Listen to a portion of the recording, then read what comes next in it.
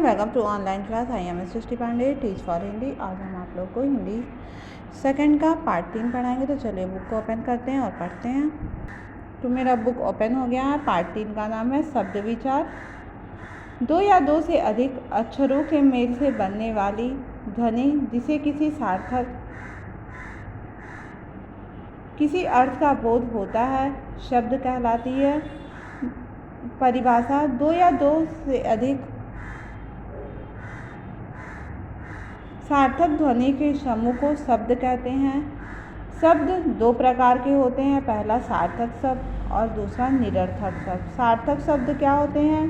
जिन शब्दों का कोई अर्थ होता है उन्हें सार्थक शब्द कहते हैं, जैसे दही, दूध, धूप, रोटी, पानी आदि। निरर्थक शब्द: जिन शब्दों का कोई अर्थ नहीं होता है उन्हें निरर्थक शब्द कहते हैं, जैसे रोटी, बोटी, दूध, दूध, पानी, वानी।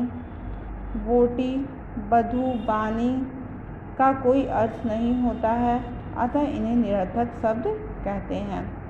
शब्द के भेद: शब्द के निम्नलिखित आधार पर 4 भेद होते हैं। पहला उत्पत्ति के आधार पर, दूसरा रचना या बनावट के आधार पर, तीसरा प्रयोग के आधार पर और चौथा क्या है? अर्थ के आधार पर।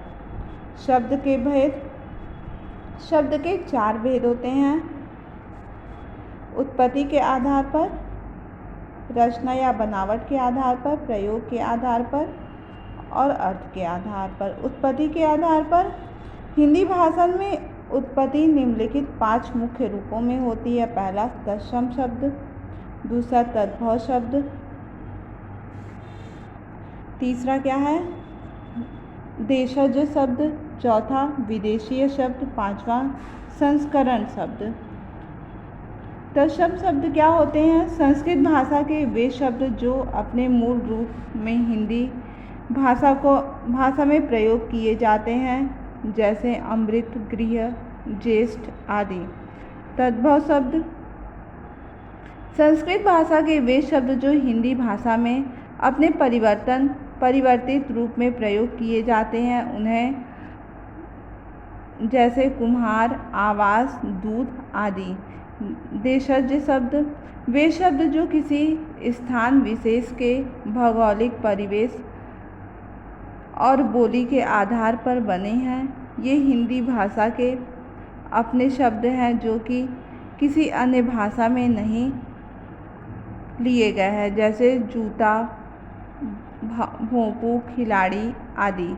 विदेशीय शब्द: हिंदी भाषा के वे शब्द जो अन्य भाषाओं के लिए हैं, जैसे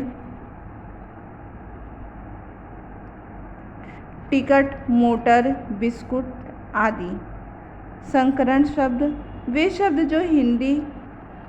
जो किन्हीं दो भाषाओं के शब्दों से मिलकर बनते हैं, उन्हें मिश्रित भाषा कहते हैं, जैसे रेलगाड़ी, रेल अंग्रेजी और गाड़ी हिंदी।